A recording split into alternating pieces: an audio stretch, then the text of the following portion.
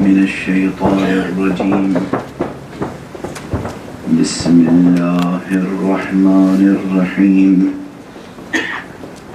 الحمد لله رب العالمين والصلاة والسلام على أشرف الخلائق أجمعين سيدنا وسيد الأولين والآخرين حبيبنا وحبيب إله العالمين إمام المرسلين وخاتم النبيين أبي القاسم المصطفى محمد اللهم صل على محمد وعلى أهل بيته الطيبين الطاهرين الهداة المهديين المعصومين المظلومين واللعنة الدائمة على أعداء الدين أجمعين أما بعد فقد قال الله تعالى عز اسمه في محكم كتابه ومتقن خطابه بسم الله الرحمن الرحيم قل إن صلاتي ونسكي ومحياي ومماتي لله رب العالمين لا شريك له وبذلك أمرت وأنا أول المسلمين صدق الله العلي العظيم اللهم صل على محمد وآل محمد ایک اور بلند اور صلوات پڑھنا اللهم صل على محمد وآل محمد ایک اور ذرا بلند اور صلوات پڑھنا اللهم صل على محمد عزیزان گرامی، قرآن حکیم کے چھٹے سورہ مبارکہ انعام کی 2 آیتیں ہماری فکری رہنمائی کر رہی ہیں، اور عنوان فکر ہے درس اسلام ہے حسین کا ذکر۔ یہ بس ایک مصرع نہیں ہے، یہ کوئی سخن گسترانہ بات نہیں ہے۔ حسین کے ذکر کی عظمت کا ابھی تک دنیا کو اندازہ نہیں ہے۔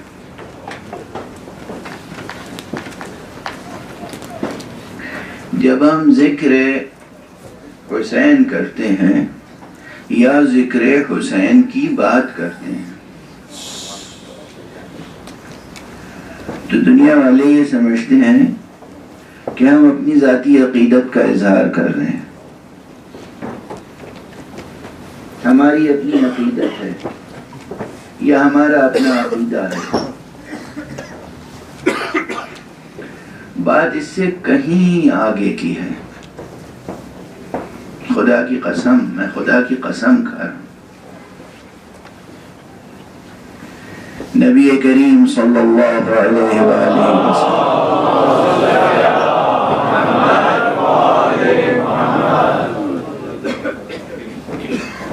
جب معراج پر تشریف لے گئے ہیں تو جو روایات معراجیاں ہیں جو ہم تک اہل بیت مصطفیٰ کے سلسلے سے پہنچی ہیں، ظاہر ہے کہ علم رجال اور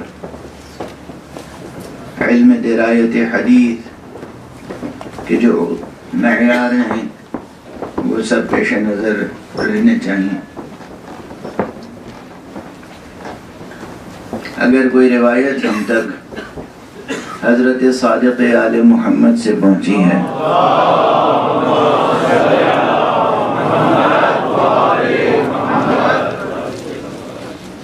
دنیا میں مجال ہے کسی کی کہ اس سند میں کوئی شبہ کرے؟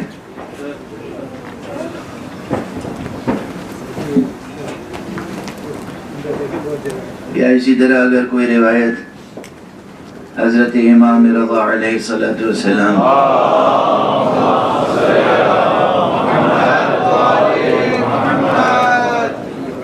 سے پہنچی ہے تو کوئی کسی شک کا محل ہے؟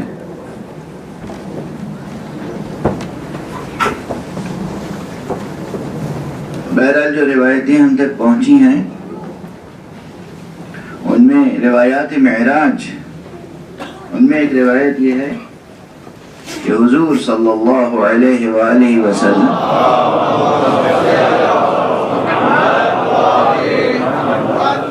نے فرمایا کہ جب میں معراج پہ گیا تو میں نے عرش الہی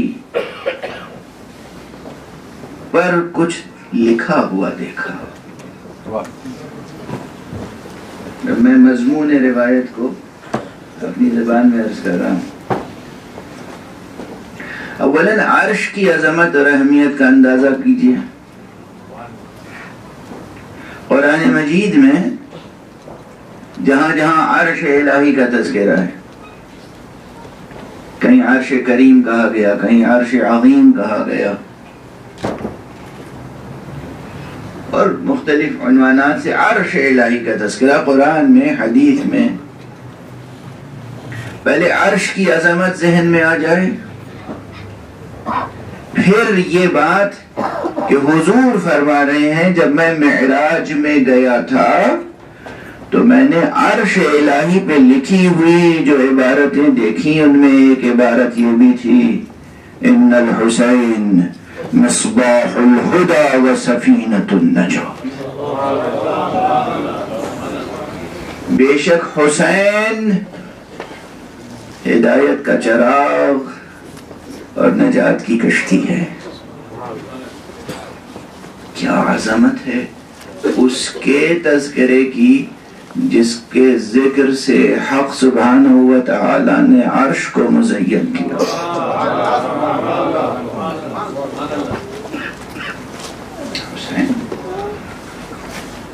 یعنی یہ فقرہ یہ کسی شاعر کی شاعری نہیں ہے، یہ کسی خطیب یا ادیب کا جملہ نہیں ہے، اور یہ خود ذریت حضرت ابو عبداللہ الحسین میں سے ہونے والے اماموں میں سے کسی کا اپنا جملہ نہیں ہے۔ یعنی یہ نہیں کہ یہ امام جعفر صادق علیہ السلام کا جملہ ہے، ان کا ہو تب بھی بہت عظمت ہے، مگر حضور فرما رہے ہیں ہم نے یہ عبارت عرش الہی پہ تحریر دیکھی ہے۔ یہ حسین، حسین چراغ ہدایت ہیں، حسین کشتی نجات ہیں، اور لکھا ہوا کہاں ہے؟ یہ کس کا جملہ ہے؟ عرش الہی پر۔ اب اگر اس ذکر حسین میں درس اسلام نہیں ملے گا تو کہاں ملے گا؟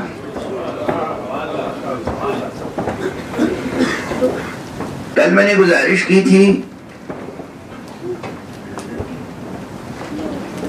کہ جب درس اسلام کی بات ہوگی تو کسی بھی مسلمان کے سامنے یا غیر مسلم کے سامنے یہ بات آئے گی کہ بھئی اسلام کے کیا معنی ہے۔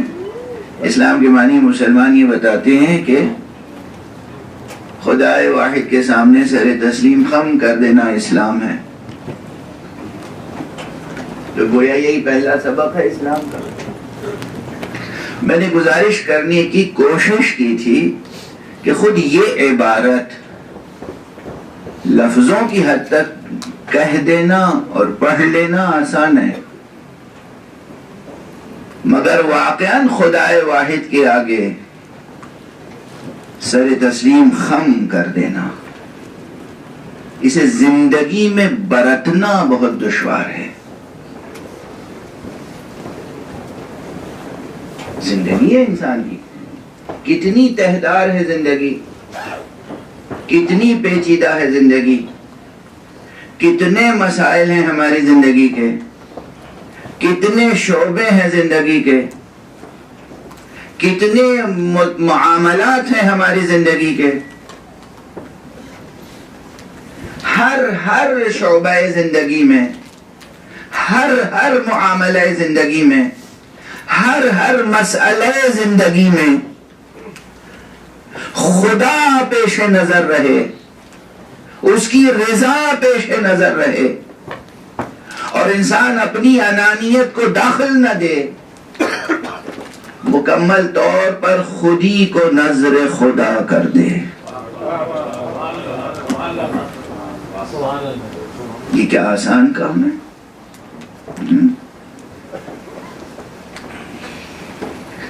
میں خودی کی بحث نہیں چھیڑنا چاہتا، ورنہ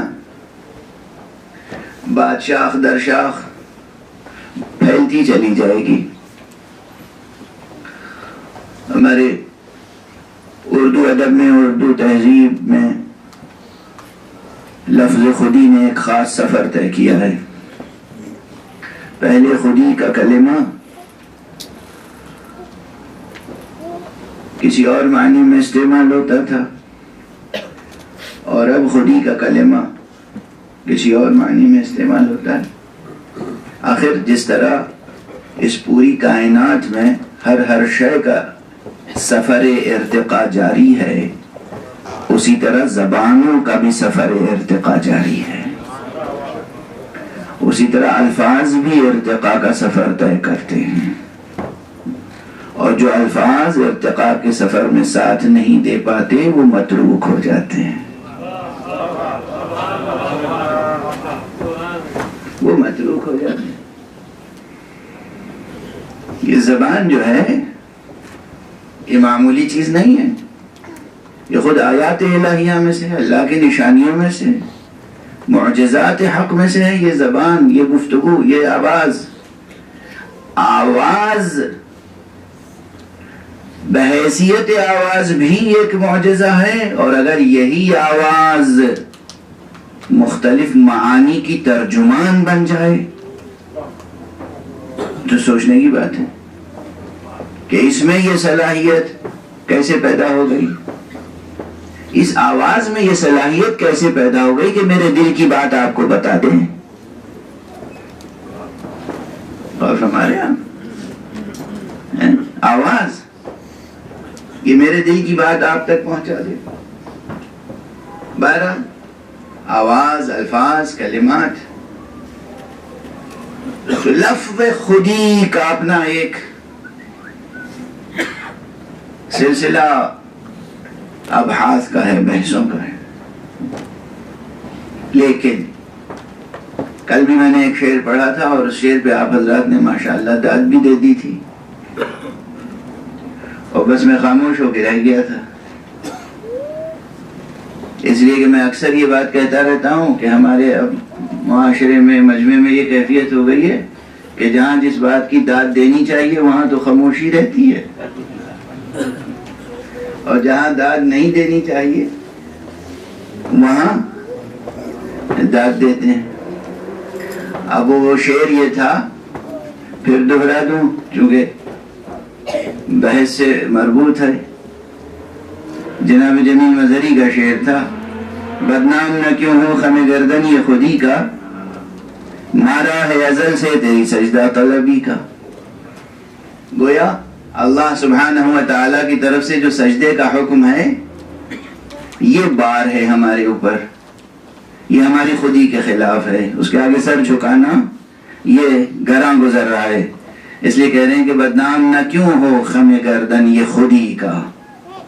اور بات تو انہوں نے اس سے بھی آگے بڑھائی ہے، جھکنا بھی برا اور جھکانا بھی برا ہے، چوکھٹ سے مٹا داغ میری خیرہ سری کا،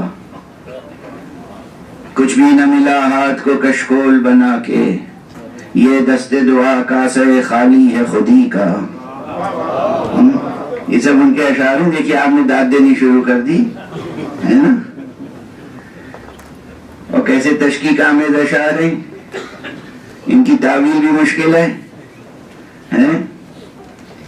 اور ہمارے اب یہ نوجوان اور یہ بچے جو لندن کے ہی ماحول میں پروان چڑھے ہیں، ان کے لیے تو یہ ابھی اردو اور مشکل ہوتی جا رہی ہوگی. سوچ رہے ہوں گے کہ ان کی نثر ہی برداشت کر رہے تھے ہم، اب انہوں نے ایسی مشکل شاعری سنانی شروع کر دی. لیکن دیکھیے صبر کر لیجئے، مفہوم تک آپ پہنچ جائیں گے، کیونکہ بات آ گئی ہے. شعر کا ایک فائدہ یہی ہوتا ہے کہ جو بات کئی صفحوں میں کہی جاتی ہے وہ 2 مصروں میں بھی کہی جا سکتی ہے. تو یہ فرما گئے کہ کچھ بھی نہ ملا ہاتھ کو کشکول بنا کے، یہ دست دعا کا سائے خالی ہے خودی کا. نور آنکھوں میں آنا تھا کہ ہونے لگا معدوم، جلوہ کے کرشمہ تھا میری بے بصری کا. میں جناب جمیل مظہری صاحب کی خدمت میں گستاخ تھا،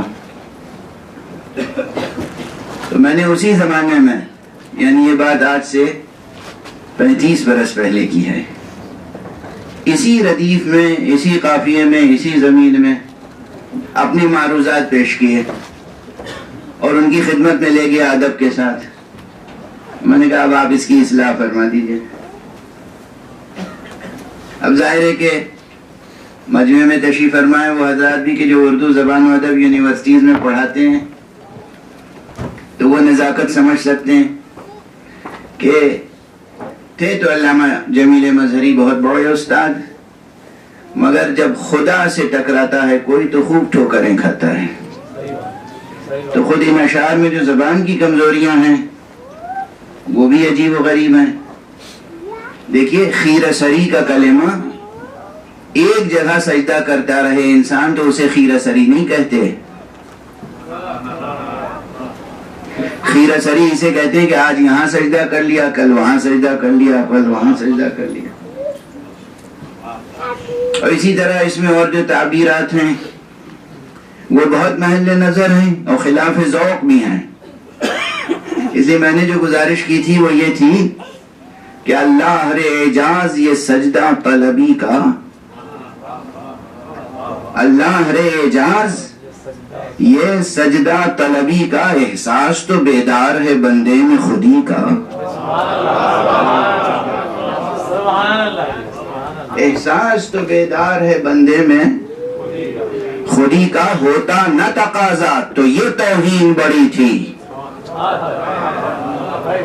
ہوتا نہ تقاضا تو یہ توہین بڑی تھی، احسان رہا شوق پر سجدہ طلبی کا، احسان رہا شوق پر سجدہ طلبی کا. جب سے تیری چوکھٹ پہ جھکا ہے سر تسلیم، آنکھوں کو کھٹکتا ہے نشان خیرہ سری کا.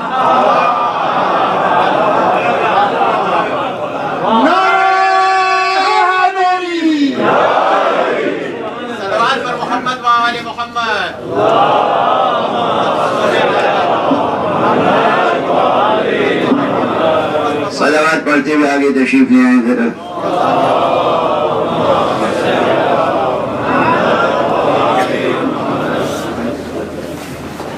ہمارے دیگر نعرے صلوات.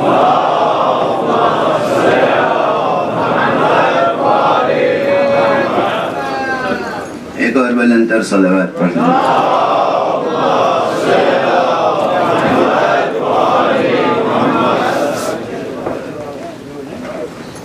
جب سے تیری چوکھٹ پر جھکا ہے سر تسلیم، آنکھوں کو کھٹکتا ہے نشان خیرہ سری کا. کیا کچھ نہ ملا دست دعا گرچہ تھا کوتا،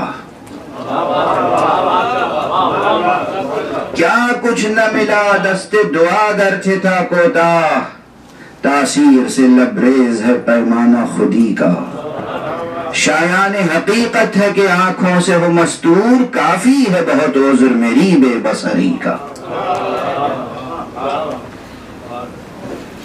عزیزان گرامی، سب سے بڑا مسئلہ یہی ہے کہ یہ جو ایک بات کہی جاتی ہے کہ سر تسلیم خم کرنا ہے خدا کے آگے، یہ لفظوں میں تو بہت آسان ہے کہنا اور بولنا، اور شعار کے طور پر نعرہ بلند کرنا بہت آسان ہے، مگر پوری زندگی میں برت کے دکھانا، ہر مرحلے پر کہ ہم دراصل پروردگار عالم کی مرضی، اس کی مشیت کے آگے سر تسلیم خم کیے ہوئے ہیں، اور یہ اللہ سبحانہ و تعالیٰ کے آگے سر خم کرنے کے بھی مراحل ہیں، خدا کی قسم۔ یاد رکھیے گا یہ بات، کل کی جو بحث لفظ صلاۃ سے متعلق تھی، لغوی معنی سے لے کر یعنی ڈکشنری میننگ سے لے کر اور اس کے اصطلاحی معنی تک، یعنی ایک جو اسلامک جورسپروڈنس ہے اس کی ایک ٹرمینالوجی کے طور پر صلاۃ کے معنی میں ایک تسلسل اور ایک ارتقاء ہے، اور پھر معنی سے لے کر مراد تک، اور مراد سے لے کر ان وجودات تک جن کو ہم کہہ سکتے ہیں السلام علی الصلوات الواجبات، سلام ہو ہمارا صلوات واجبات پر۔ کون ہے یہ صلوات واجبات جن پہ ہم سلام کرتے ہیں؟ یعنی وجود مبارک و مقدس مصطفیٰ خود صلاۃ ہے، وجود مبارک و مقدس مرتضیٰ خود صلاۃ ہے۔ یہ کوئی مبالغے کی بات نہیں ہے، یہ کوئی مبالغہ نہیں، کوئی شاعری نہیں، کوئی خطابت نہیں۔ روایت کے اعتبار سے عرض کروں کہ اس روایت کے راوی ہیں داؤد ابن کثیر، اور داؤد ابن کثیر ظاہر ہے کہ علماء رجال کے نزدیک کچھ ذرا ان میں قابل بحث باتیں ہیں، نجاشی نے کچھ کہا ہے، دوسروں نے کچھ کہا ہے، لیکن اہل تحقیق یہ جانتے ہیں کہ داؤد ابن کثیر کا مرتبہ حضرت امام جعفر صادق علیہ السلام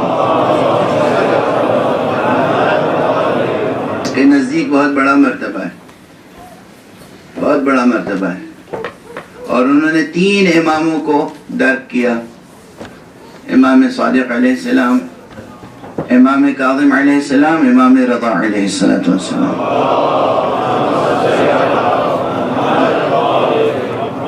وہ گئے اور انہوں نے پوچھا حضرت سے کہ قرآن مجید میں جو صلاۃ کا تذکرہ ہے آقا کیا آپ ہی ہیں؟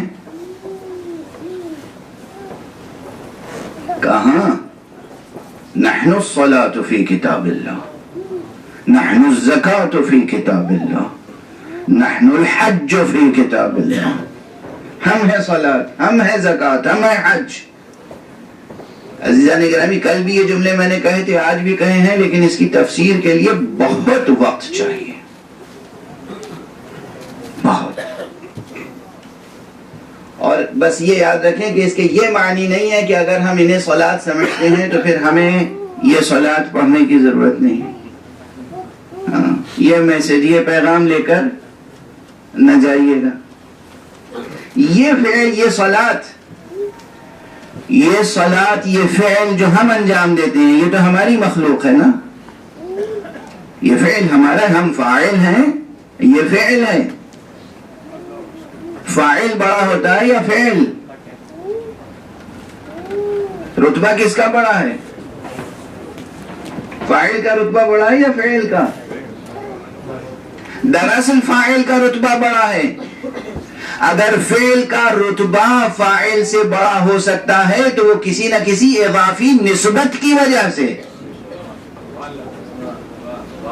اور ہمارے یہاں کوئی شعر اپنے شاعر سے بڑا نہیں ہوتا، مگر یہ کہ شعر میں کسی ایسے کی مدح و ثنا کی گئی ہو جو سب سے بڑا ہو۔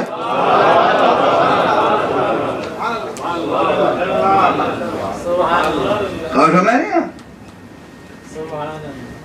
کوئی فعل اپنے فاعل سے بڑا نہیں ہوتا، تو ہمارا کوئی فعل ہم سے بڑا نہیں ہے۔ اگر اس میں بڑائی ہے تو اس لیے کہ اس میں حمد و ثنا اس کی ہے جو سب سے بڑا ہے، مگر فعل تو ہمارا ہے نا۔ کیسی دقیق بحثیں ہیں، میری مشکلوں کا اندازہ کیجیے، کیسی دقیق بحثیں ہیں۔ اچھا، تو یہ صلاۃ جو ہم اور آپ جسے وجود میں لاتے ہیں، اسے ہم وجود میں لا رہے ہیں، یہ ہماری مدد کر سکتی ہے؟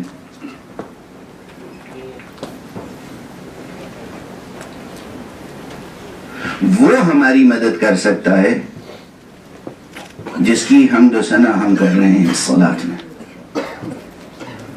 اور ہمارے یہاں قرآن مجید میں آیت ہے ایک سے زائد مقام پر وَاسْتَعِينُوا بِالصَّبْرِ وَالصَّلَاةِ. وَاسْتَعِينُوا، وَاسْتَعِينُوا کون سا صیغہ ہے؟ کیا معنی ہے اس کے؟ وَاسْتَعِينُوا یعنی استعانت کرو، مدد حاصل کرو. یہیں پہ ظرافت یہ ہے، لطافت یہ ہے خطاب کی. خطاب کس کا ہے؟ پروردگار کا. وہ جانتا ہے کہ اس کے بندے مدد کے محتاج ہیں. اب کوئی کسی مقام پہ یہ نہ کہے کہ ہمیں مدد کی ضرورت نہیں ہے.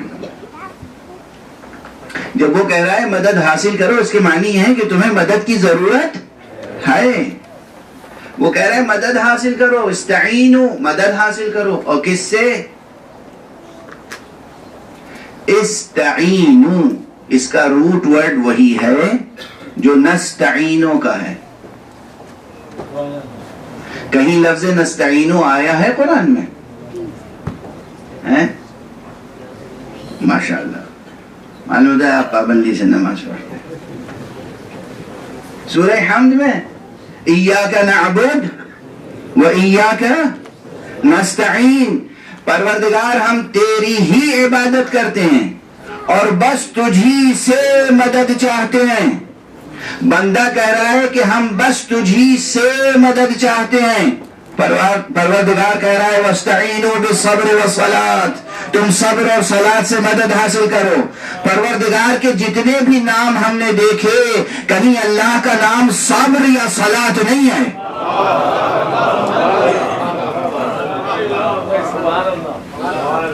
اسماء حسنہ کی جو فہرست ہے، اسماء حسنہ کی فہرست ہے، کہیں ہے اللہ کے ناموں میں یا صلاتو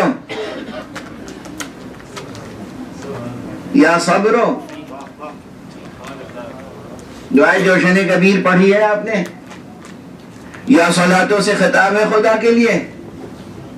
نہیں ہے نا. یا صبرو سے ہے؟ نہیں ہے. ہم کہہ رہے پروردگار تجھ سے مدد چاہتے ہیں. پروردگار فرما رہا اچھا ہم سے مدد چاہتے ہو تو جاؤ صبر و صلاۃ سے مدد حاصل کرو. اب یہی بات سمجھنا، اگر ہم خود سے صبر و صلاۃ سے مدد لیتے تو شرک ہو جاتا. وہ جب کہہ رہا ہے صبر و صلاۃ سے مدد حاصل کرو، اس کے کہنے کے نتیجے میں جب مدد حاصل کریں گے تو پھر شرک نہیں، اطاعت ہوگی.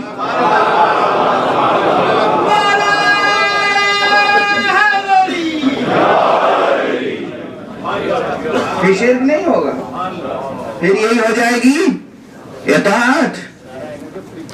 وَاسْتَعِينُوا بِالصَّبْرِ وَالصَّلَاةِ، یہ آیت ہے یا نہیں قرآن کی؟ ایک سے زائد مقام پر ہے. مدد حاصل کرو تم صبر سے اور صلاۃ سے. پروردگار کس طرح مدد حاصل کریں صبر و صلاۃ سے؟ یہ ہے کون حقیقتیں جن کا نام صبر و صلاۃ ہے، جو ہماری مدد کر سکیں، جو ہماری مدد کر سکیں. خدا کی قسم اس صلاۃ کی اپنی عظمت ہے، اس کو خفیف نہ سمجھیے گا، استخفاف نہ کیجیے گا اس نماز کا، ہلکا اور سبک نہ گردانیے گا. مگر دراصل جو مدد کریں گے ہماری، اور وہ بھی اس میدان میں جس میدان میں دیکھیے ایک ہے دنیاوی معاملات میں مدد کرنا، اور ایک ہے اس میدان میں مدد کرنا جس میدان سے کوئی آشنا بھی نہیں ہے. اور ہمارے یہاں اور وہ کون سا میدان ہے؟ وہ خود خدا شناسی اور خدا رسی کا میدان ہے. کس نے خدا کو پہچانا ہے جو ہمیں پہچانوا دے گا؟ اور کون خدا تک پہنچا ہے جو ہاتھ پکڑ کے ہمیں خدا تک پہنچا دے؟ اور ہمارے یہاں یہ لندن سے نیو یارک تک کا سفر نہیں ہے، یہ لندن سے دہلی تک کا سفر نہیں ہے. بات یہ کہ خدا کی معرفت اور معرفت علمی صرف نہیں بلکہ معرفت عملی، خدا تک پہنچنا، خدا کے آگے سر تسلیم خم کرنا. جس نے خم کیا ہو وہ سکھا سکتا ہے کیسے خم کیا جائے گا، وہ بھی زندگی کے ہر شعبے میں، سوائے مصطفیٰ صلی اللہ علیہ وآلہ وسلم.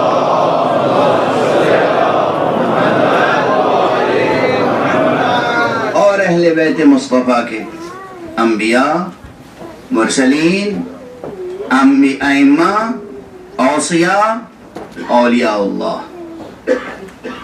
جنہوں نے اس میدان میں قدم رکھا ہے اور جو اس میدان میں آگے بڑھے ہیں، جنہوں نے سر و سینے کے بل یہ رستے طے کیے ہیں، وہ ہاتھ پکڑ کے ہمیں پہنچا سکتے ہیں. تو اب وَاسْتَعِينُوا بِالصَّبْرِ وَالصَّلَاةِ کے معنی یہ ہوں گے کہ ہم پروردگار سے کہہ رہے ہیں کہ پروردگار ہماری مدد کر، ہم تیرے علاوہ کسی کی مدد نہیں چاہتے. اور پروردگار فرما رہا ہے جاؤ محمد سے مدد حاصل کرو، علی سے مدد حاصل کرو. اچھا پھر یہاں پہ ٹھہر کے اب فوراً اب یہاں تک تو میں نے پہنچا دیا، اور آپ کا ذوق چونکہ پہلے سے ان مضامین سے آشنا ہے، آپ نے تسلیم کر لیا. کچھ لوگ ہیں جو کہتے ہیں یہ آپ اپنے طور پہ تعویلیں کر رہے ہیں. یہ کیسے ہم تسلیم کر لیں کہ صلاۃ سے مراد وہ ہیں اور صبر سے مراد وہ ہیں، اور یہ بحث جڑ جاتی ہے اور آگے تک ولایت کے مسئلے تک کہ آخر ولایت علی ابن ابی طالب علیہ السلام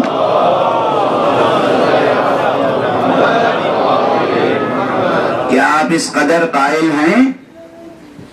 تو یہ بتائیے کہ قرآن مجید میں اللہ سبحانہ و تعالیٰ نے حضرت علی ابن ابی طالب کا نام کیوں نہیں لے لیا؟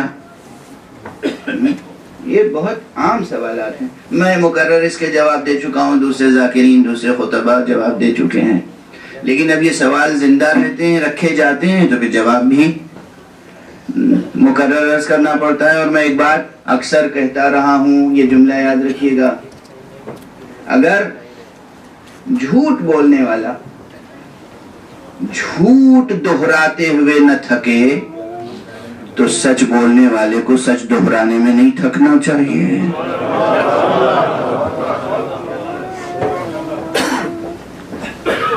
جبکہ سچ کی اپنی ایک خاص لذت ہوتی ہے. غالباً کبھی کہیں کہا تھا میں نے یہ جملہ کہ یہ غلط مشہور ہے کہ سچ کڑوا ہوتا ہے. سچ کڑوا ہوتا ہے، یہ غلط مشہور ہے. ایک شریف انسان کو کبھی یہ جملہ نہیں دہرانا چاہیے کہ سچ کڑوا ہوتا ہے. سچ کس کے لیے کڑوا ہوتا ہے؟ جھوٹے کے لیے کڑوا ہوتا ہے، سچے کے لیے تھوڑی. سچے کے لیے تو سچ سے زیادہ شیریں کوئی شے نہیں ہے، سچ سے زیادہ عظیم، سچ سے زیادہ نفیس، سچ سے زیادہ حسین، سچ سے زیادہ جذاب، سچ سے زیادہ شیریں کوئی شے نہیں ہے سچوں کے لیے. وہ جھوٹے ہیں کہ جن کے لیے سچ کڑوا ہوتا ہے. اس لیے سچ کی ایک خاص چمک ہے جو کبھی ماند نہیں پڑتی. سچ میں ایک خاص چمک ہوتی ہے جو کبھی ماند نہیں پڑتی، اور جھوٹ میں ایک خاص خصوصیت ہوتی ہے جو کبھی چھپتی نہیں ہے. جھوٹوں کو اس بات کا اندازہ نہیں ہے، یا ہے شروع میں ہوتا ہے، پھر وہ جھوٹ بولتے بولتے جھوٹ بولتے بولتے عادی ہو جاتے ہیں اور جھوٹ ہی میں پناہ لیتے ہیں، جیسے کمزور جالوں کے بنے ہوئے گھر میں مکڑی پناہ لیتی ہے. جالوں کا بنا ہوا گھر، بیت عنکبوت، اس سے زیادہ کمزور کوئی گھر ہو سکتا ہے؟ قرآن مجید نے مثال بھی دی ہے سورہ مبارکہ عنکبوت میں، اور مثال بھی جس مقام پر ہے بہت غور طلب ہے، وہاں بھی مسئلہ ولایت کا ہے، وہاں بھی مسئلہ ولایت کا ہے۔ بہرحال تو یہ بار بار کہا جاتا ہے کہ یہ جناب والا اگر امیر المومنین علی ابن ابی طالب علیہ الصلوۃ والسلام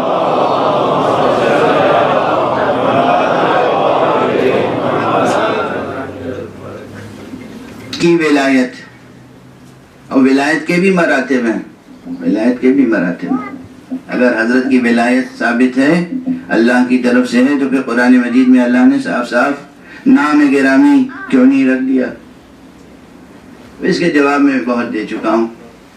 بہرحال اگر دو ایک حضرات بھی یہاں پر ایسے ہوں گے جن تک وہ جواب نہیں پہنچا ہوگا تو میرا خیال ہے اس کا تذکرہ بے محل نہ ہوگا۔ دیکھیے جواب کئی طرف سے دیے جاتے ہیں، اور خود منطق میں لاجک میں یہ بتایا گیا کہ ایک جواب ہوتا ہے جواب حلی اور ایک جواب ہوتا ہے جواب نقضی۔ جواب حلی ہے کہ اسے علمی جواب تجزیے کے ساتھ، استدلال کے ساتھ، دلیل کے ساتھ، برہان کے ساتھ، ثبوت کے ساتھ، نظیروں کے ساتھ، شواہد کے ساتھ جواب پیش کیا جائے تاکہ عقل مطمئن ہو جائے، قلب مطمئن ہو جائے۔ دوسرا جواب یہ کہ جواب ایسا دیا جائے کہ سائل کے پاس پھر اس سوال کا جواب نہ ہو۔ جواب نقضی، اس کے سوال کا کھوکھلاپن واضح کر دیا جائے، نقض جواب۔ اب میں عرض کر رہا ہوں کہ جو میں عرض کر رہا ہوں یہ صرف جواب نقضی نہیں ہے، بظاہر معلوم ہوتا ہے جواب نقضی ہے۔ جب بھی کوئی آپ سے کہے کہ قرآن مجید میں علی کا نام کیوں نہیں ہے، کہ یہ کہاں نہیں ہے، کون سا سورہ ہے جس میں نام علی نہیں ہے؟ قرآن مجید کے ہر سورے میں نام علی موجود ہے، بس فرق یہ ہے کہ جب شخصیت عظیم ہوتی ہے تو اس کے نام بہت ہوتے ہیں۔ اللہ ایک ہے نا، اللہ ایک ہے، واحد ہے، احد ہے، فرد ہے، صمد ہے۔ اس کی یکتائی کے بیان کے لیے بھی کتنے الفاظ ہیں؟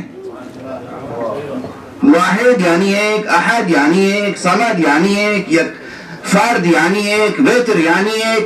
اس کی یکتائی کے بیان کے لیے بھی متعدد الفاظ ہیں، اور پھر اس کے صفات اتنے ہیں کہ کتنے نام ہیں اللہ کے؟ بے پناہ نام ہے، کوئی اللہ سبحانہ و تعالیٰ کے ناموں کو گن نہیں سکتا۔ اللہ ہے، رحمان ہے، رحیم ہے، رازق ہے، رزاق ہے، غفور ہے، شکور ہے، صبور ہے، کریم ہے، کتنے نام ہیں۔ یہ سب نام اللہ کے ہی ہیں نا۔ حسب موقع جس صفت کا اظہار مقصود ہوتا ہے وہ نام ذکر کر دیا جاتا ہے۔ اسی طرح اللہ کی طرف سے آنے والے جو ہادی ہیں ان کی ذات میں بھی چونکہ صفات اللہ نے بہت رکھے ہیں، اس لیے ان کے بھی نام بہت ہیں، ان کے بھی نام بہت ہیں۔ تو علی ابن ابی طالب علیہ السلام کا ذکر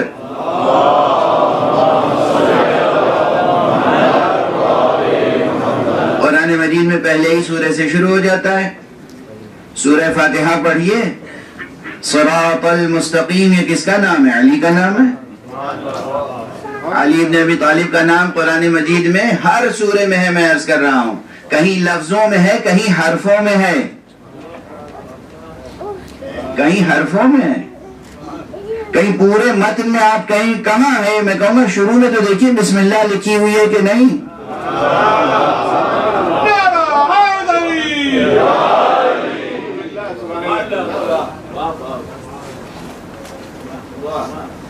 کوئی آئے کہ سورہ والناس میں کہاں ہے؟ بسم اللہ سورہ والناس سے پہلے لکھی ہوئی ہے کہ نہیں؟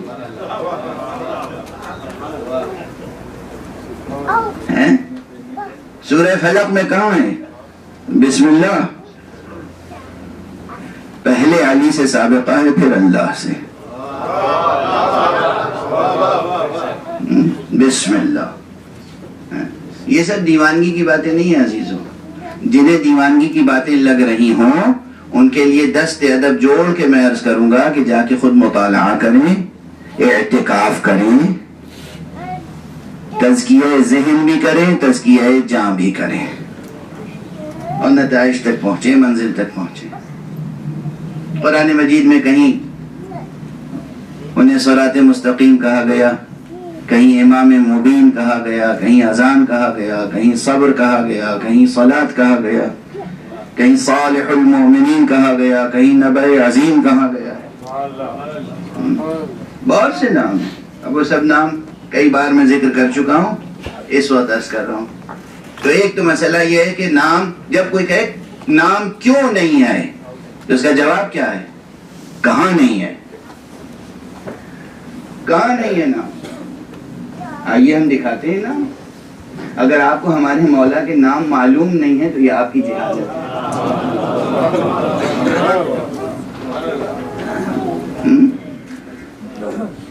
حضور کا نام احمد بھی ہے، محمد بھی ہے، محمود بھی ہے، مصطفیٰ بھی ہے. کتنے نام ہیں سرکار صلی اللہ علیہ وآلہ وسلم؟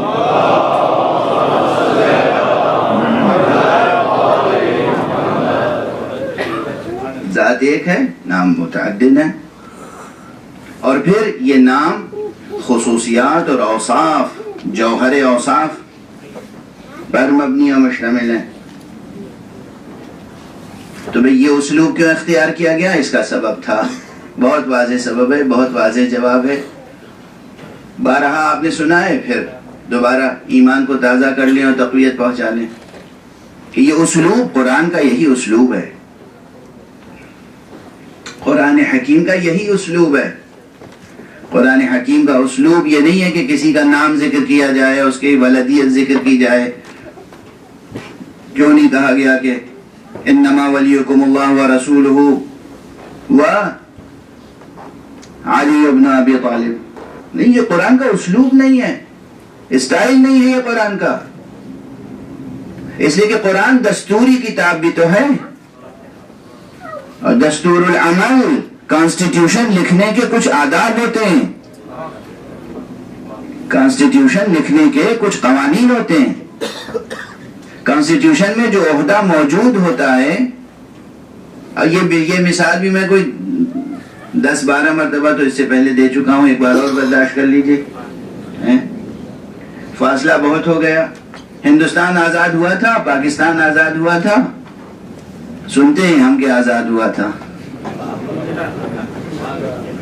ایک صلوات پڑھ دیجئے محمد.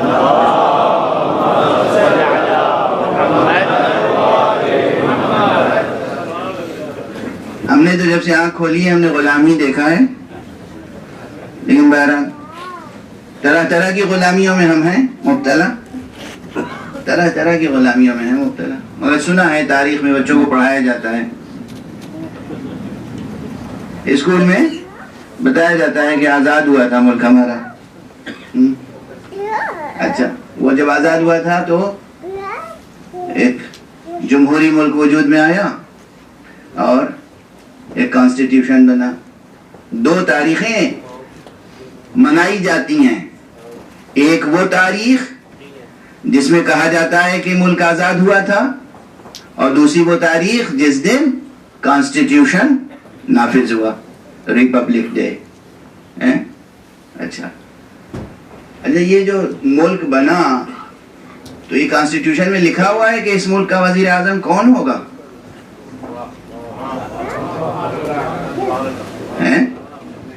کیوں نہیں لکھا ہوا ہے؟ یہ کیسا کانسٹیٹیوشن ہے؟ ناقص ہے، بہت خراب کانسٹیٹیوشن ہے. کیوں نہیں لکھا ہے اس میں وزیر اعظم کیوں نہیں ہوگا؟ کون ہوگا؟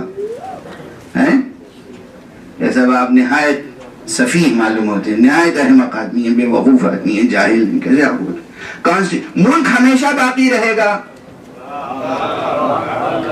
جو بھی وزیر اعظم ہوگا وہ 10 سال 20 سال 50 سال 100 سال، اس کے بعد کیا ہوگا؟ اس لیے عہدے پر کون آئے گا اس کے لیے نام نہیں تجویز کیا جا سکتا، صفتیں بتائی جائیں گی کہ کیا کیا کوالٹیز ہوں گی جو وزیر اعظم بن سکتا ہے.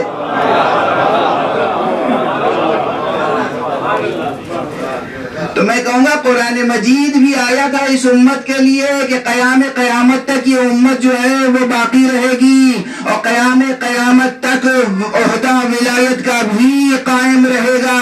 اس لیے قرآن مجید نے نام نہیں لکھا، وہ صفتیں بتا دی کہ جس میں یہ صفتیں ہوں گی وہ ولی اللہ ہوگا۔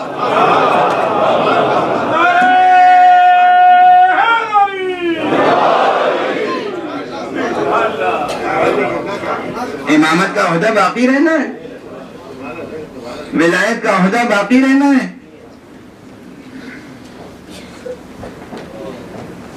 اور دوسری مشکلات بھی تھیں۔ اگر تاریخ پر آپ کی نظر ہو تو آپ دیکھیں گے کہ تاریخ میں بنی ہاشم سے جو دشمنی ہوئی، علی اور اولاد علی سے جو دشمنی ہوئی، تو اس کا ایک مظاہرہ یہ بھی تھا کہ اگر کوئی نام بھی رکھ لیتا تھا اپنا علی تو اسے قتل کر دیا جاتا تھا۔ یہ سب کتابوں میں موجود ہے، تاریخیں پڑھیں، یہی تاریخیں، طبری، ابن اسیر، کتاب کامل، ابو الفدا، انہی مورخین نے لکھی ہیں یہ باتیں۔ کوئی نام اپنا علی رکھ لیتا تھا تو اسے قتل کرا دیا جاتا تھا، یا نام بجبر تبدیل کرا دیا جاتا تھا۔ خدا کی قسم یہی اموی سیاست جو مقتضی تھی کہ اگر کوئی نام علی رکھ لے تو بدلنے پہ مجبور ہو جاتا تھا۔ اگر قرآن میں یہ لکھا ہوتا کہ بعد پیغمبر جو امام ہوگا اس کا نام علی ہوگا تو ہر شخص اپنی اولاد کا نام علی رکھتا۔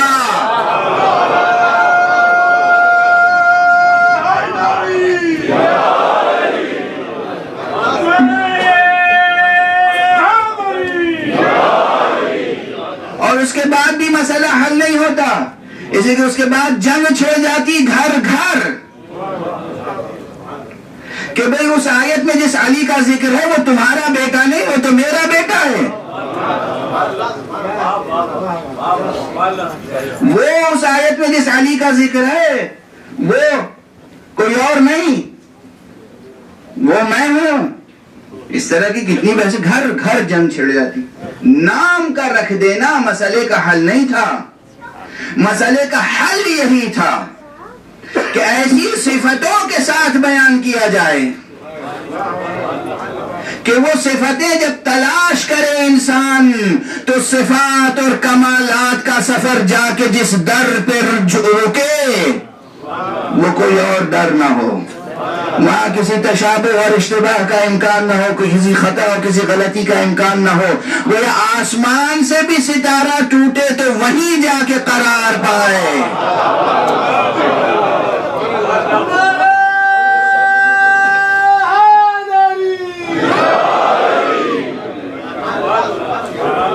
آسمان سے ستارہ ٹوٹے تو وہیں ٹھہرے، اور کہیں سے کوئی سفر کرے کمالات کی جستجو میں، صفات کی جستجو میں، بلندیوں کی جستجو میں، تو کوئی اور ملے ہی نہیں۔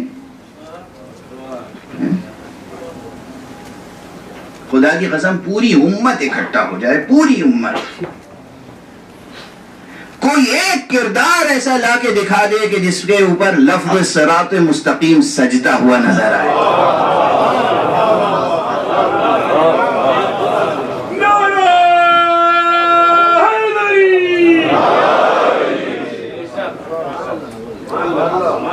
یا اور الفاظ، لفظ صالح المومنین جس کی پیشانی پہ سجدہ ہوا نظر آئے۔ اب تو مسجد نبوی کا نقشہ کافی کچھ بدل چکا ہے، لیکن مجھے اچھی طرح یاد ہے 92 تک، جب میں پہلی مرتبہ 92 میں عمرے پر مشرف ہوا اور یہ سعادت ملی، یہ عزت پائی میں نے کہ وہاں گیا تو مسجد نبوی میں وہ دروازہ کہ جو دروازے سے داخل ہو تو سب سے پہلے باب فاطمہ نظر آتا ہے، سلام اللہ علیہا۔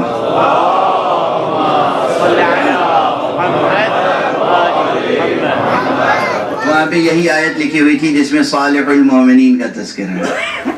کیوں لکھی ہوئی تھی اور اسی دروازے پہ کیوں لکھی ہوئی تھی؟ تو صالح المومنین سے مراد کوئی اور ہے ہی نہیں۔ صالح المومنین یعنی علی ابن ابی طالب، صراط مستقیم یعنی علی ابن ابی طالب۔ اذن واعیہ یعنی علی ابن ابی طالب، نبأ عظیم یعنی علی ابن ابی طالب.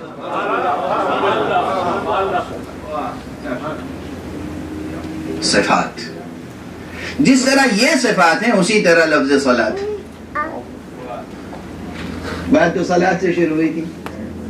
یہ فعل ہمارا صلاۃ یہ ربط قائم کرتا ہے پروردگار کے اور بندے کے درمیان، لیکن اس میں خلل واقع ہو سکتا ہے. یہ جو ہم نماز پڑھتے ہیں اس میں شک ہو سکتا ہے 3 رکعت پڑھی یا 2، 1 سجدہ کیا یا 2، مختلف طرح کے سہو یا شک وارد ہو سکتے ہیں. پھر اس سہو اور شک کا علاج بتایا گیا ہے شریعت میں. یہ مسائل ضرور سیکھیے گا جوانان عزیز. ایک جملہ بریکٹ میں کہہ دوں، افسوس یہ ہے کہ جس طرح دوسرے مذاہب دوسرے ادیان میں انڈسٹریلائزیشن آف ریلیجن کا کام ہوا، ویسے ہی اسلام میں بھی یہ کام ہو گیا. صنعت بن گئی، انڈسٹری بن گیا ریلیجن، تو بہت سے مسائل پیچیدہ ہو گئے اور بہت سی سعادتوں سے ہم اور آپ محروم ہو گئے. میں دست ادب جوڑ کے عرض کر رہا ہوں، جوانوں عہد کر کے اٹھو. تمہارا کردار ایسا ہونا چاہیے اور تمہاری معلومات ایسی ہونی چاہیے کہ جہاں کہیں 2-4 لوگ اکٹھا ہو جائیں وہاں نماز فرادہ نہ پڑھی جائے، جماعت سے پڑھی جائے. یہ تلاش نہ کرو کہ نماز جماعت پڑھانے کے لیے کوئی شخص ایسا ہے کہ نہیں جس کے سر پہ امامہ ہو. امامہ شرائط امامت میں نہیں ہے، ابا قبا نہیں ہے، شیروانی ٹوپی نہیں ہے. اور ہمارے یہاں لذت نماز سے آشنا ہونے کی کوشش کرو، سعادت و ثواب جماعت حاصل کرنے کی کوشش کرو. نماز گزاروں کی تہذیب اور ثقافت کو پروان چڑھاؤ. جتنے بھی مسائل ہیں ان کا خلاصہ 3 لفظوں میں عرض کر رہا ہوں. لیکن تھیوریٹیکل بحثوں کے ساتھ اور اعتقادی بحثوں کے ساتھ کچھ عملی عہد و پیمان کر کے جائیے یہاں سے. اور وہ یہ ہے کہ جتنے بھی احکام ہیں نا نماز پڑھانے کے، نماز پڑھنا تو سب پہ واجب ہے نا، کوئی مستثنا ہے اس سے؟ ایکسیپشنز ہیں یہاں پہ کچھ؟ ہاں ہیں. دیوانے پہ نماز واجب نہیں ہے. مجنون، دیوانہ، بے عقل، اس پہ نماز واجب نہیں ہے. ٹھیک ہے نا؟ ہر بالغ اور عاقل پر نماز پڑھنا واجب ہے، اور نماز کو جماعت کے ساتھ پڑھنا مستحب ہے. اس مستحب سے کیوں محروم؟ کیوں؟ کس نے کہا کہ عقیل الغربی صاحب جیسا کوئی آدمی ہونا چاہیے جو نماز پڑھے؟ کس نے کہا؟ کس نے کہا کہ مولوی ہونا ضروری ہے؟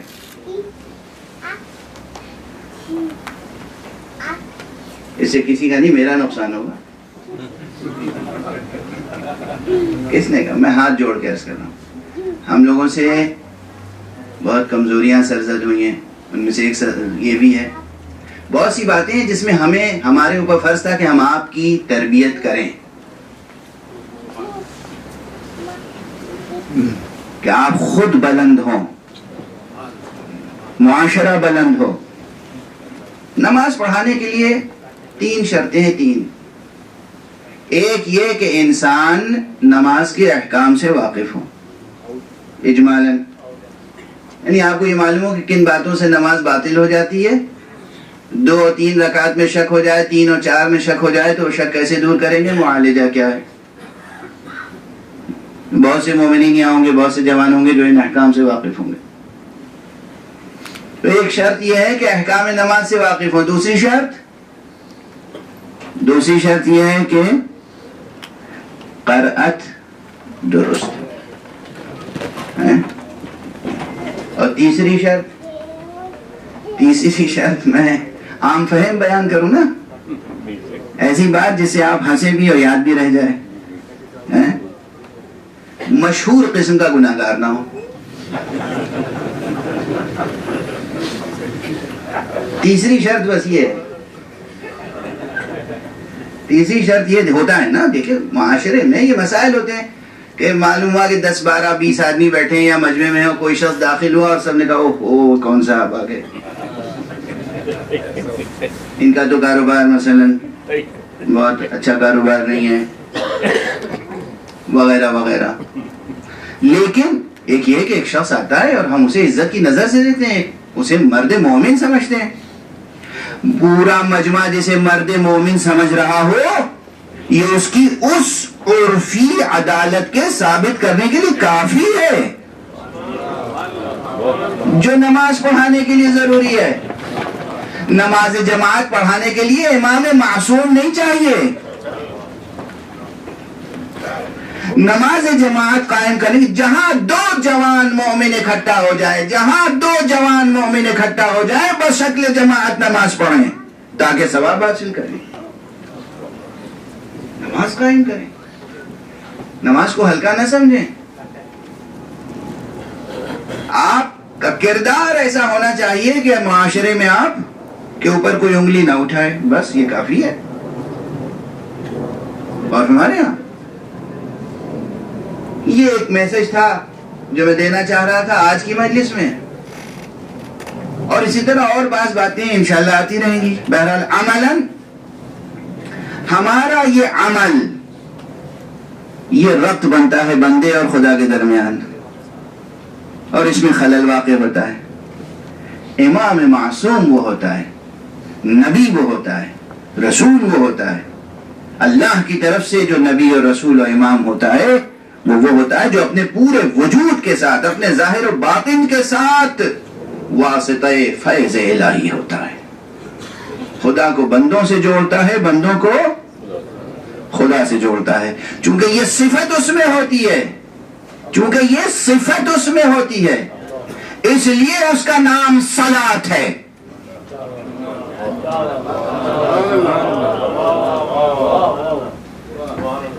صلاۃ یعنی وہ واسطہ فیض جو بندوں کو خدا سے جوڑے، خدا کو بندوں سے جوڑے.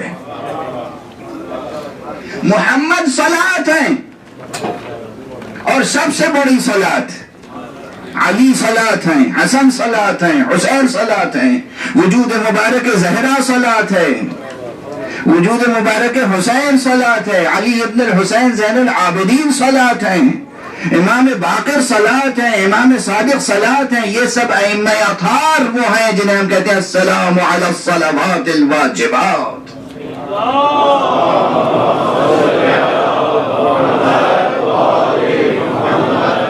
ایک اور بلندر صلوات پڑھنے میں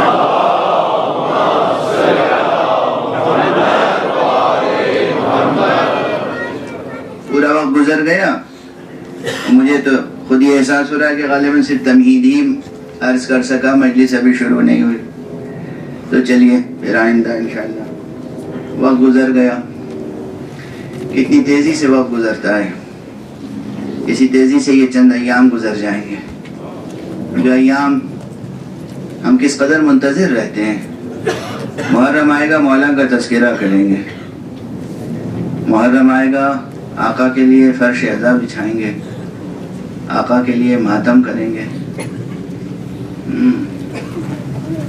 حسین کا ذکر، درس اسلام ہے حسین کا ذکر. فضائل سے لے کر مصائب تک، ان کے فضائل میں درس اسلام ہے، ان کے مصائب میں درس اسلام ہے. یہ بھی میں بہت پرانا اپنا جملہ دہرا دوں، چھوٹا سا جملہ ہے جو ربط بن جائے گا فضائل و مصائب کے درمیان، کہ جتنے واقعات ہم ان کے فضائل کے بیان کرتے ہیں، معجزات، کرامات، فضائل، دراصل وہ ان کے فضائل نہیں. ان کی ہر فضیلت و ان کے ہر معجزے کے پیچھے کوئی نہ کوئی قدرت باری ہوتی ہے، اللہ کی صفتیں ہوتی ہیں، اللہ کا تعارف ہوتا ہے. اور جتنے واقعات ان کے مصائب کے ہیں نا، وہ بھی ہمیں بس یہ بتاتے ہیں کہ حالات کیسے ہی دشوار کیوں نہ ہو، ماحول کیسا ہی مشکل کیوں نہ ہو، اللہ کی بندگی میں کمی نہیں آنی چاہیے۔ اطمینان کی حالت میں نماز تو سب پڑھتے ہیں، ہاتھوں میں ہتھکڑیاں ہوں، پاؤں میں بیڑیاں ہوں، گلے میں خاردار توق ہو، اور پھر انسان نماز پڑھ کے دکھائے۔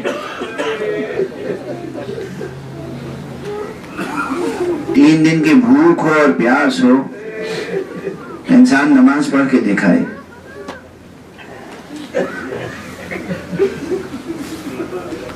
ایسے ایسے حالات میں بھی انہوں نے نماز پڑھی ہے نا، دشمن گواہ ہے، دشمن گواہ ہے۔ اور کیا معجزہ ہے، خدا کی قسم کیا معجزہ ہے۔ خدا کرے کہ شام کے حالات بہتر ہو جائیں، تمام اسلامی ممالک کے حالات بہتر ہو جائیں، تمام دنیا کے حالات بہتر ہو جائیں، آپ حضرات پھر تشریف لے جائیں دمشق، اور وہاں ایک معجزہ دیکھیں گے آپ۔ آج سے 1400 برس پہلے کسی کو قید کر کے لایا گیا تھا، اس قیدی کی یادگار کے باقی ہے۔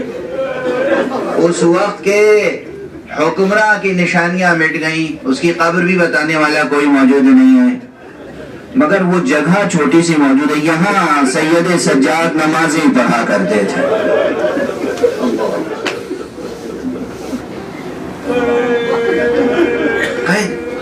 ہے نا، کتنا بڑا معجزہ ہے، کتنا بڑا معجزہ ہے۔ کس نے وہ جگہ کس نے محفوظ رکھی ہے؟ میں اکثر یہ جملہ کہتا ہوں، کبھی پورے طول تاریخ میں دمشق میں، شام کے ملک میں کبھی اثنا عشری شیعوں کی حکومت قائم نہیں ہوئی، کبھی نہیں قائم ہوئی۔ یہ وہاں ایک قیدی کے نماز پڑھنے کی جگہ محفوظ ہے، خصوصیت کے ساتھ۔ یہ وہ جگہ ہے جہاں سید سجاد زین العابدین نمازیں پڑھا کرتے تھے۔ ہم انہیں صلاۃ نہ کہیں گے تو کسے کہیں گے؟ یہ ہے صلاۃ۔ السلام علیکم، السلام علی الصلوات الواجبات، آپ پر درود ہو، آپ پر سلام۔ ہاتھوں میں ہتھکڑیاں، پاؤں میں بیڑیاں، کمر میں لنگر، گلے میں خاردار توق، اور اس کے علاوہ روایت ہے، تاریخ ہے، اس کے علاوہ زنجیر سے، لوہے کی زنجیر سے جکڑ دیا گیا تھا، اور نمازوں کا سلسلہ جاری رہا۔ یہ تو آقا کی شان تھی، حجت خدا تھے، مقام عصمت کبریٰ پہ فائز تھے، امام تھے۔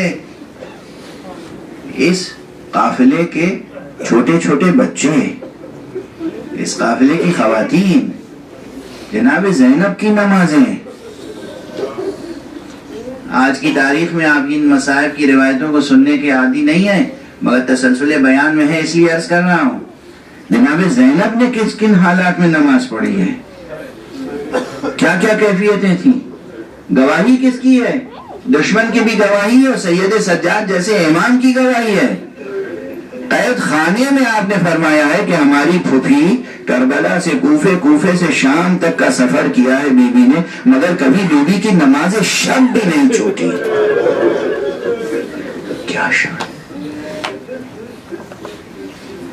ہاں یہ ضرور ہے، کل بھی اتفاق سے مجلس میں آخر بیان میں کربلا کے بچوں کی پیاس کا تذکرہ آ گیا تھا، اور آج بھی میری زبان پہ یہ تذکرہ آ رہا ہے۔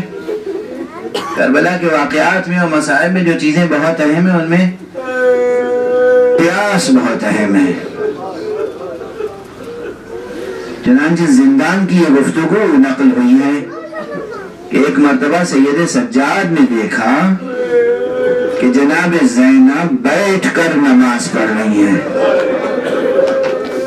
تڑپ گئے اور نہایت شفقت کے ساتھ پوچھا، پھوپھی اماں خیر تو ہے؟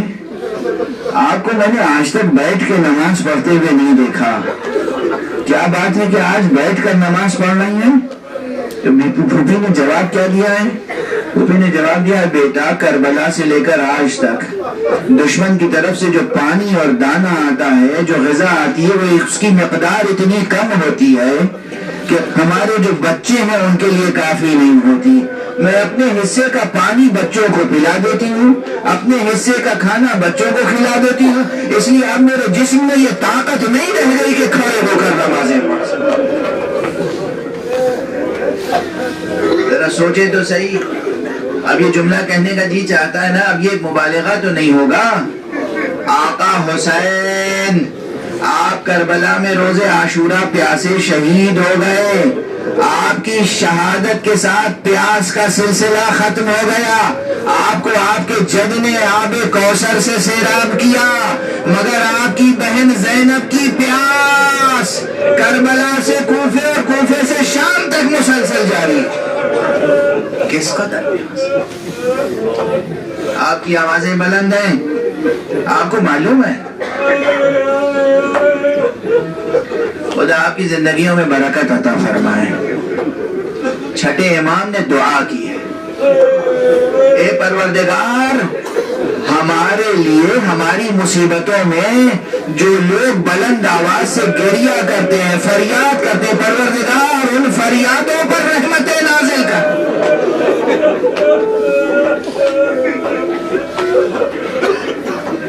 ان فریادوں پر رحمت نازل کر جو ہماری مصیبت میں فریاد کرتے ہیں، جو ہماری مصیبت میں بلند آواز سے گریہ کرتے ہیں۔ اور امام نے ہم سے بھی یہ کہا ہے کہ جب ہمارے جد مظلوم کا تذکرہ ہو تو بلند آواز سے گریہ کرو۔ اور ان ایام میں ہم گریہ نہ کریں گے تو کب کریں گے؟ ان ایام میں ہم ماتم نہ کریں گے تو کب کریں گے؟ خدا آپ کی طاقتوں میں اضافہ فرمائے اور یہ توفیق عطا فرمائے کہ آپ یہ ساری طاقت نظر حسین کر سکیں۔ جو چیز نظر حسین ہو جاتی ہے نا وہی نظر خدا ہوتی ہے۔ بس تاریخ کے مناسبت سے ایک فقرہ عرض کر دوں، آپ کے اندر کیسا جذبہ ہونا چاہیے، کتنا جذبہ ہونا چاہیے، کتنا جذبہ ہونا چاہیے، کتنی وفاداری ہونی چاہیے، اتنی جتنی اصحاب حسین کی اس گفتگو سے ظاہر ہوتی ہے۔ وقت ختم ہو چکا مجھے اندازہ ہے، مگر بس یہ جملہ دہرا دوں، روز عاشور جب جنگ شروع ہوئی ہے تو طرح طرح سے جنگ کی ہے دشمن نے اور ہر طرح سے مقابلہ کیا ہے حسینیوں نے۔ ایک یہ بھی مرحلہ تھا کہ جنگ مغلوبہ ہوئی، یعنی ایک دم سے ہجوم ہوا، اور اس ہجوم میں جو چند شہید ہوئے ہیں ان میں ایک حضرت مسلم ابن اوسجہ ہیں۔ ان کا تذکرہ ایام اعظام عشر اولیٰ میں کم ہوتا ہے، مگر ایک فقرے کے لیے جنگ چھڑ گئی روز عاشورہ، شہادتوں کا سلسلہ شروع ہو گیا۔ پہلا شہید جسے کہا جاتا ہے بعض روایتوں میں وہ جناب مسلم ابن اوسجہ ہیں، جنگ مغلوبہ میں شہید ہوئے۔ کس طرح شہید ہوئے؟ جب غبار چھٹا ہے اور دشمن واپس گئے ہیں پہلے حملے کے بعد تو لوگوں نے دیکھا کہ مسلم ابن اوسجہ ایڑیاں رگڑ رہے ہیں اور آپ کے جسم سے لہو بہہ رہا ہے۔ جناب حبیب اور جناب مسلم ابن اوسجہ بچپن سے ایک دوسرے کے دوست تھے۔ جناب حبیب آقا ابو عبداللہ الحسین کے دوست تھے۔ ایک مرتبہ آقا حسین کے پاس آئے حبیب کا آقا، مسلم نے اپنی جان آپ پر نثار کر دی۔ آقا حسین کی آنکھوں میں آنسو آ گئے۔ آپ نے کہا انا للہ وانا الیہ راجعون، من المؤمنین رجال صدقوا ما عاهدوا الله علیہ فمنهم من قضى نحبه ومنهم من ينتظر وما بدلوا تبدیلا۔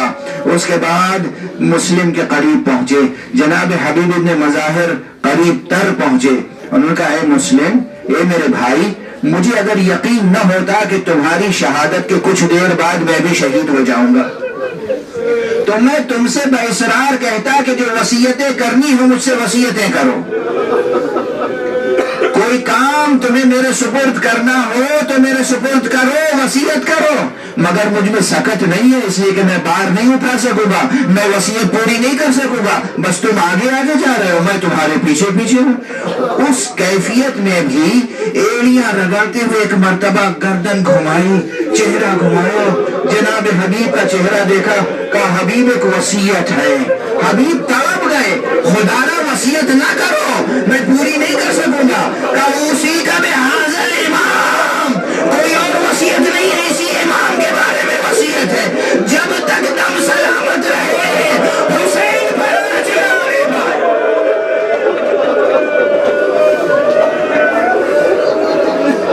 انا للہ و انا الیہ راجعون، رہن بقضائہ و تسلیما لامرہ۔